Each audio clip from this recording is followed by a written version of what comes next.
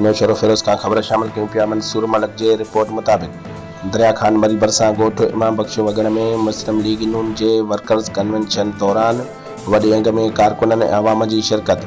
सूबाई joint secretary ग़ुलाम Abbas Malik workers convention खे ख़िताब कंदे चयो त नवाज़ शरीफ़ टे भेरा मुल्क जो वज़ीर आज़म थियो, जंहिं कराची में दहशतगर्दी ख़त्म कई ऐं समूरे मुल्क में बदअमनीअ जी बलंदड़ बाहि ख़त्म कई।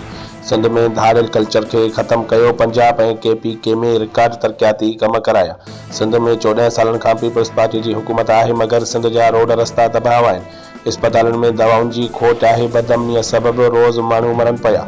समूरे सिंध में डॉक्टर ड्यूटियूं करण बजाए वीज़ा ते वियल आहिनि। लाला एजाज़ खटक ख़िताब कंदे चयो त सियासी पार्टियूं एहतजाज जी आड़ में रोडनि ते औरतुनि खे नचाए रहियूं आहिनि। असांजूं नियाणियूं तालीम हासिल करण लाइ कॉलेजनि ऐं यूनिवर्सिटियुनि में वञनि थियूं त कॉलेजनि ऐं यूनिवर्सिटियुनि में वेठल बगड़नि नियाणियुनि जी इज़तुनि सां खेॾनि था, जंहिं सबबि शागिर्दियाणियूं मजबूर थी ख़ुदकुशियूं कनि थियूं।